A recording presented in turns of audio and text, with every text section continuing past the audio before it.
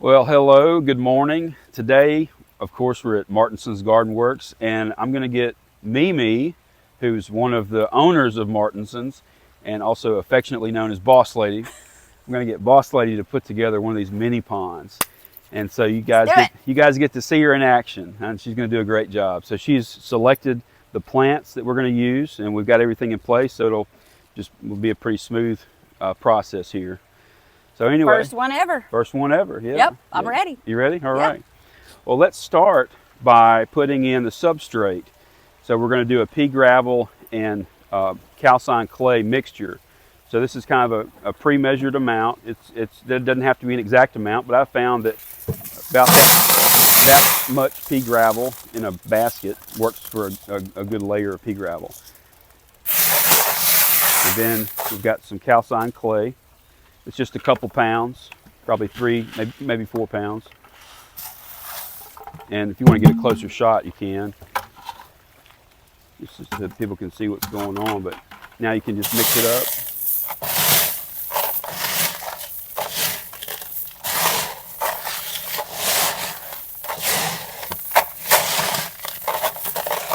Yeah, that's pretty good. You just smooth it out. And the depth that we're going for is roughly 2 inches. It doesn't have to be exact, but I found that about 2 inches works pretty well for most of our mini ponds. Talk about what we've got. That's right. Yeah. So now we've got it smoothed out, mixed up. So now we're going to put in the basket. We're going to use one of these baskets upside down for the kind of centerpiece to sit on. And we want that to go on the very back? Yeah. Yeah, just kind of put it right up against the back. Okay. All right. And so now we're going to take a 10-inch basket arrangement, which we sell these already pre-made, and we're going to use that. We're going to set that on top of the upside down basket. And so we've got some hardy water canna. That's the tall plant in here. And the lower growing plants are creeping jenny and ajuga. And they've just done a great job of filling out that basket. Look at all this on the bottom of the Yeah, that's actually some dwarf papyrus just let it float, cuttings that I put in there. They're not actually part of the basket. They're not attached. Okay. Yeah. All right. Just some propagations I was doing. I'll put those back later. And I think I like it with the canna situated like that. Yeah. And that's a good face too, because we're going to be putting that fountain right here in a few minutes. But first we can put the smaller baskets in.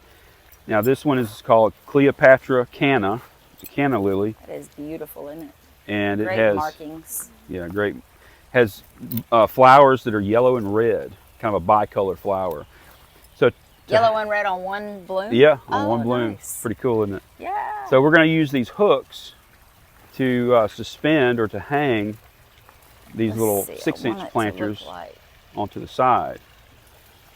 That. So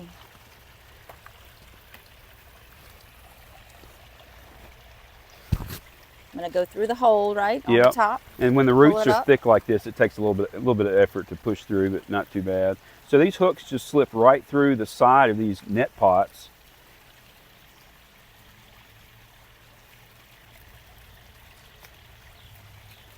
There you go. Does that look like a pretty good distance? Yeah, that's good distance. And you kind of have to judge the distance, and you play around with it really to get it right. But then they just hang on the rim, just like that. Pretty seamless. Yep. Yeah. It's in there. Pot. Sorry for the interruption.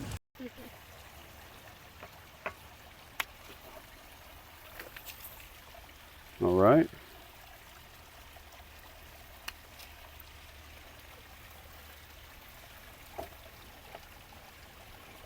That's better. That's better. Yeah, that's way great. better. That's great. Wow, lots of creeping jenny, man. I love it. I like it. I love it. I am a chartreuse fan. I know you are. I am too. I love it. Love it. Okay, so now let's put some dwarf Sagittaria down in the substrate, and that's going to be, it's kind of a grass-like plant that it carpets the bottom. and it makes a nice effect of grass growing in the bottom. It's not really a grass, but it just looks like it, gives it that effect. So these are in the standard kind of net pots that the plants come in, and it does have a rock wool media. And you can take it off if you want, but I found that even just plugging these into the substrate like this, the plants can get a good start, and they will start to spread over time. And it doesn't take long. I mean, after about a month, the bottom pretty much will be covered with that dwarf Sagittaria. And did you leave a little... And what's the benefit of having it on the floor? Well, a lot of it's aesthetics. You know, a lot of people, well, when you look into the pond and you see something growing from the bottom as well, kind of helps give it some depth and character. But it does have benefit in an ecosystem sense, because that plant is, you know, feeding on the nutrients that build up into the substrate. Because over time, debris is going to settle. You know, we're going to have leaves fall in, we're going to have bugs dying and falling in, of course, the fish waste and all that. So all that, over time, it settles to the bottom.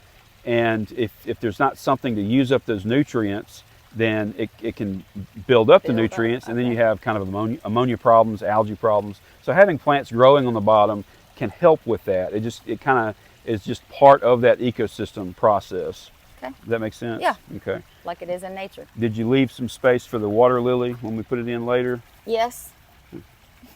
Okay. Yep. Okay. So now, I guess we're ready to fill up with water. Okay. So I've got just an empty plastic bag. I like to put something in the bottom to kind of break the flow of the water so that it's not churning up the substrate. So I just lay the bag like this, and it's not going to hurt the plants or anything to have that temporarily. And I need to get some dechlorinator. You can go ahead and start filling it up. I'm also going to put some dechlorinator in there.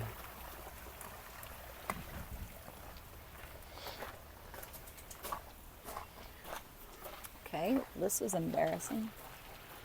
Do I have a kink in my hose? So about 5 milliliters is all it really takes for this volume of water. This is about 20 gallons. And that'll be enough to dechlorinate it. But also, if there's any ammonia present, it will neutralize that ammonia. And so this is the dechlorinator that we sell here and that we use. And I definitely think it's a great product. So this will help neutralize heavy metals also in tap water. It just makes tap water safe to use. So anytime you are putting tap water in, whether it's like this situation where it's the first time we're filling it up, or if you're topping off what's evaporated, you want to put Aqua Essential in there to deal with that chlorine, chloramines, heavy metals, etc. So I'm going to take just a few minutes to fill it up. And while it's filling up, we could talk a little bit about filling in a few empty spaces. That creeping Jenny and Ajuga is doing a great job of filling in most of the empty spaces, but underneath the canna, you know, you can still see the plastic of that pot and everything. So one thing we could do is, like what Mimi's doing, we could position it so that some of that creeping Jenny is laying over into that pot, and over time it'll grow and help complete that. Or we could tuck in a different plant. And we don't have to. Do you want to use a different plant in there? Or? Yeah, because I have a lot of creeping Jenny Okay. going on. So one of my favorite filler plants to use is going to be Japan pennywort. And I'll bring it over, of course, and we'll take a look at it. But it's a real vigorous plant. I mean, it just does a great job. We can turn that water off now. So where do you want to start? Does a great job of filling up the empty spaces. And you can see it trails over time. And some of this is going to grow in the water, and that's perfectly fine. It can grow above water or below as long as it's in a wet environment, as long as it doesn't dry out. So we can go ahead and take that out of the pot, and you'll have to tear some of it up a little bit, but it's fine. It recovers very quickly.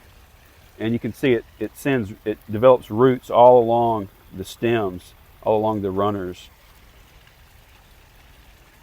This is actually sold most of the time as an aquarium plant for growing underwater and for kind of giving a carpeting effect. And so really all you have to do is just kind of lay that on top of the media. Yeah, let's take that out. We want to do it over here where... No, just lay it on top. Oh, on top of that. Yeah, on top of that. Oh, okay. Aha. And we could take that plant tag out so that it's not in the way.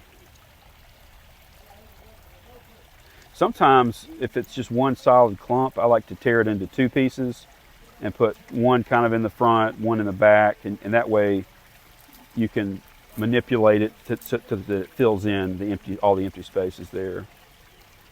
And again, you're not going to hurt it at all by doing that. It's just such a... It's okay to yeah, it's divide fine. it It's right fine. down the Yeah, middle? right down the middle is perfectly fine.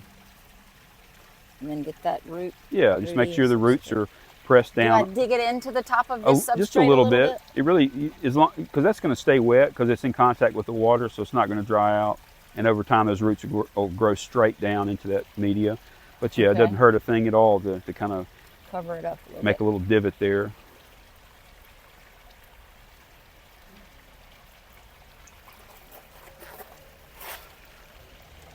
So this is kind of a fun part. You just kind of take a look at it and see what needs to be covered up, and you use plants to cover up the plastic.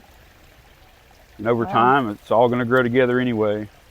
So Do you think we should put another something over here for this backside, or just let the leaves kind of cover that up and give this a chance to get bigger? yeah, I would let Let that grow? let that grow over there. Okay. Or if you need to tear some of Ooh, it I'm- off in the front. I'm, Yeah, that's came the undone. difficult thing about the rock wool sometimes is it tends to float. All right, so I got one over there.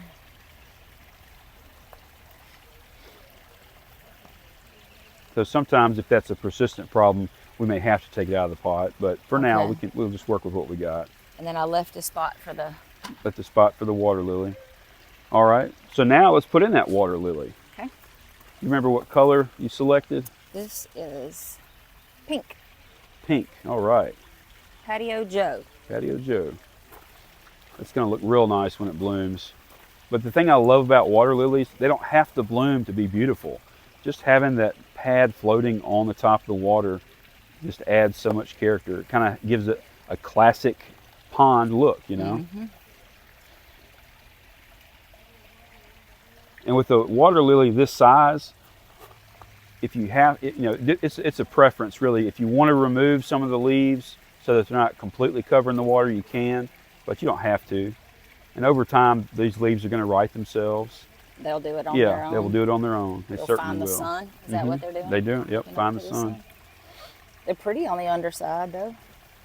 But Okay. yeah, for video purposes, it's nice to have them upright. Yeah.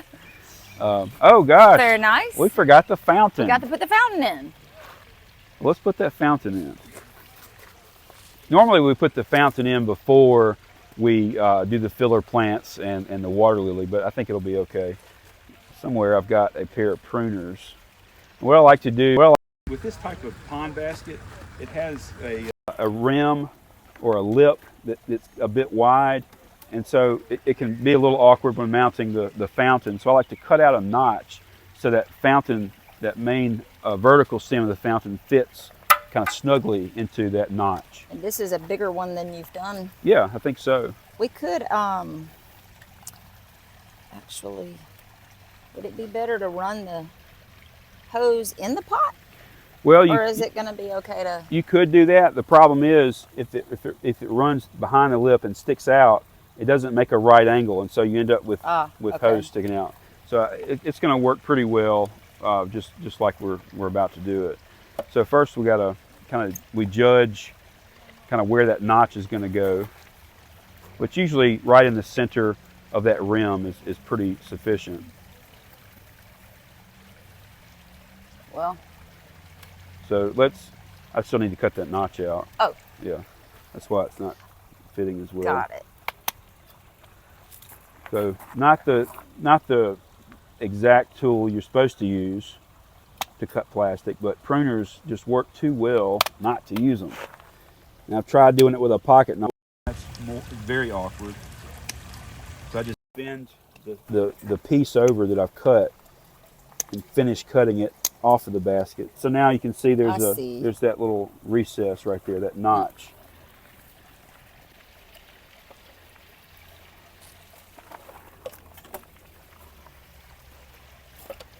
And then you'll zip tie. And yeah, and to attach it, we're going to use zip ties, because what project is complete without zip ties? Fountain, because it's larger, these pieces, these lateral pieces are a little bit wider. We may have to give it a little extra zip tying, but I think it'll still work. So if you'll hold that in place, I'll just run the...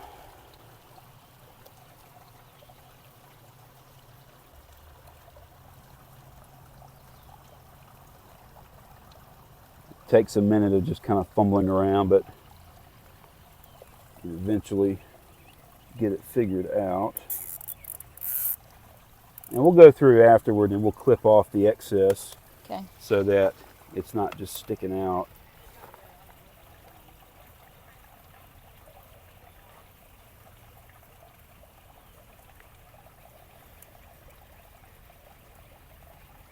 How are we looking on time? 9:30 almost? Okay.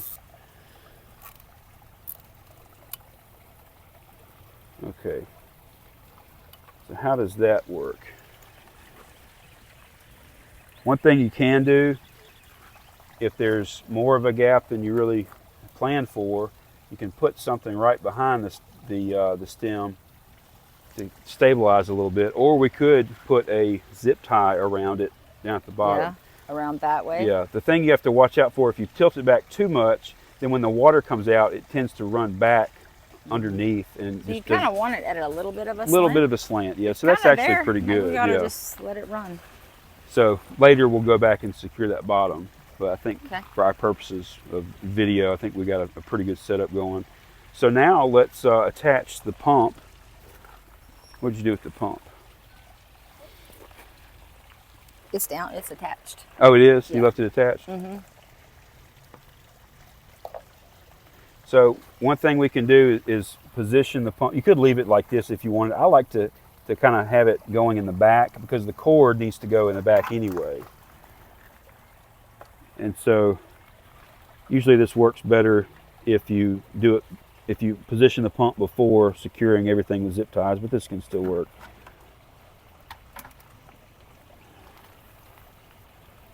So now the cord is behind the plants, kind of out of sight, and then the pump is positioned down here, kind of around the plant roots. And those plant roots are going to help trap a lot of the larger debris that would otherwise get sucked into the smaller pump. But your pump still will need some clean out every now and then. I'm going to plug it in. Yeah. I'm not so sure it's not going to shoot over the side. Let's see. Well, yep. It looks like it may be too far in the middle. And these are adjustable. The flow rate is adjustable.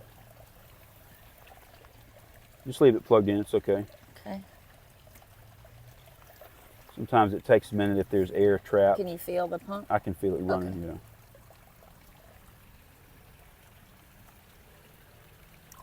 Here we go. Just takes a minute for all the water to build up in the line. But Okay.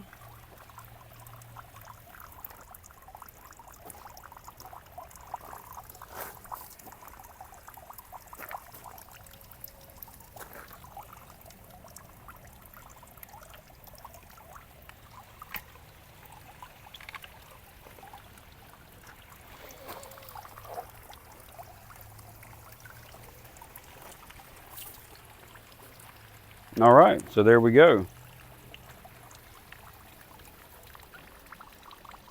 What else is Let's left? see. What about some other kind of floater, or is it not good to mix something with the lily? With the water? No, you could. Eventually, though, it's just all going to kind of grow together. You can see some of these other ponds where I did that. It fills in the space, which is not bad. So if you want to throw something in, you can. Something else. What else would you like to use? Just another floater? Yeah. You've got this in a few things. So Yeah. what besides this Yeah. would So take up some room? this is a type of Alternanthera called Neptune's crown, and I'll just take a minute to talk about it since you pointed it out. But these stems will swell up over time, and it grows roots at pretty much every node that's in the water. But those swollen stems will help it float. And so over time, it just kind of grows out over the water surface. It's a really cool plant. But some other floaters, like maybe a smaller floater, is that what you had in mind? Yeah. So over here we have red root floater. It's a very popular plant, and it's another one that's mostly used for aquariums, but it's very, very applicable for mini ponds. And it gives you that beautiful red coloration. Over time, the leaves will develop that red coloration. So that's an option. Another one is dwarf salvinia, which stays green. And of course, there's duckweed, which is a much smaller leaf. So any of these three? I think we'll go with the salvinia. Okay. Just get you So a just handful. take a little handful? Yeah. All it takes is a handful, because that stuff will start to grow, and you'll end up having to thin out some of these plants over time, but that's just part of it. Like I said in the workshop, that's the kind of problem you want to have. You want to have to thin it out. You don't want to have the problem of, oh, my plant's not growing. Yeah. So if it is growing well, then we're on the right track. That's better. So, yeah. I like it. Yay. All right. It looks good. Good job. All right. That was fun. So there you go. That's the process in a nutshell of putting together a mini pond, and that's the way that I walked through it in the workshop that we had last weekend. So now there's a good close-up video of it. Hopefully this video will be a good resource for people wanting to set up their own. And of course, we also sell these ready-made. So even this particular one will be for sale. And so we have two different price points. The ones like this are going to be on the higher end. They're about $600, $650, depending on the pot, because they do come with this clay pot. But then we have a smaller one, which is that whiskey barrel planter, and those are going to be $299 at this point. But of course, these are introductory prices, and they'll probably go up if especially if demand picks up. But anyway, so we're off to a good start here. Yay. With aquatics and fun times. This was fun. Thank y'all for watching and joining us, and we'll see you next time. Bye.